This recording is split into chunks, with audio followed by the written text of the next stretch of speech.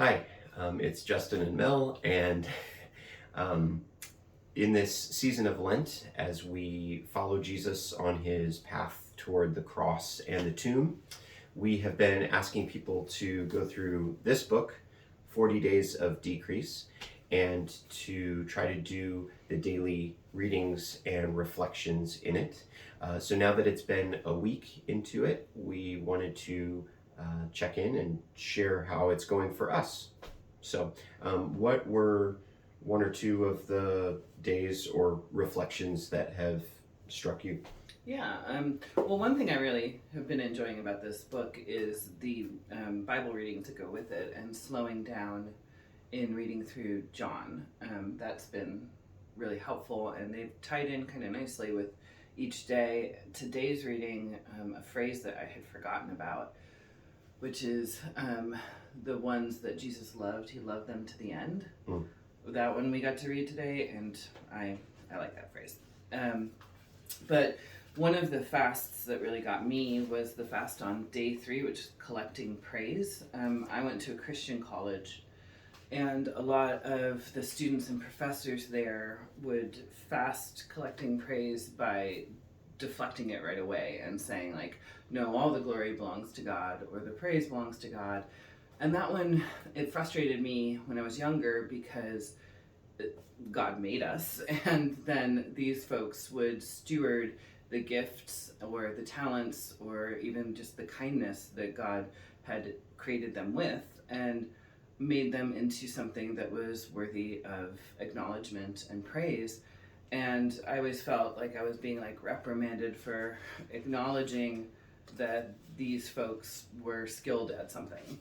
And the way that Alicia handles this is she talks about accepting the praise as it happens, allowing that person to acknowledge God's work in your life without there needing to be a caveat, but then collecting that together to give back to God at the end of the day.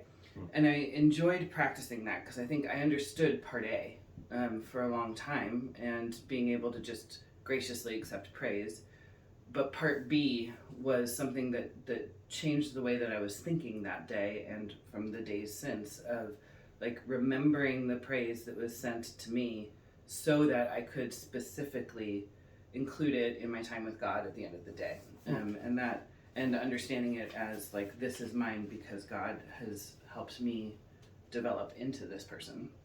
So that one was a really good one for me in learning how to give that praise back to God. One that was hard for me, and I think it might have been for you too, was it was yesterday's. It was speeding past sorrow.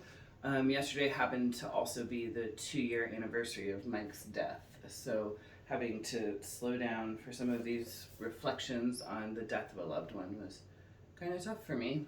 But how about you? Yeah, so the one you mentioned, she talks about fasting from speeding through sorrow. And so yesterday, as we're filming this, was the 2-year anniversary of my dad's death. And it was good to be reminded that there's no point in fast forwarding through grieving and sorrow and sort of skipping to the happy part or the good part at the end.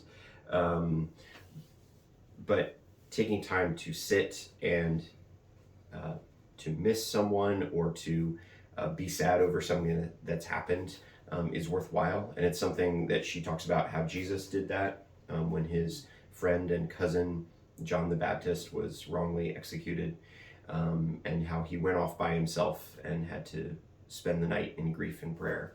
Another one that I also liked, where she talks about fasting from regret for a day.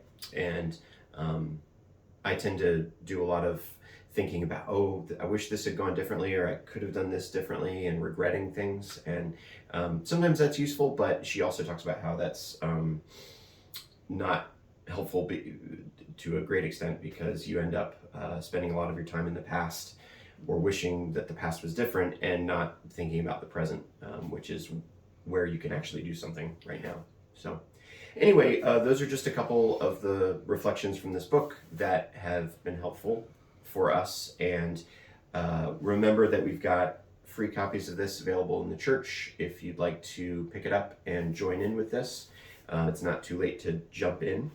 And this coming Sunday, March 5th, after the potluck or during the potluck lunch, we're going to set aside a table or two of the lunch tables to be specifically for people that want to talk to each other about how their experience with the book or with these daily fasts is going, and to encourage each other, to pray for each other, and so forth. So anyway, I hope that this is deepening and enhancing your walk with God during this season of Lent.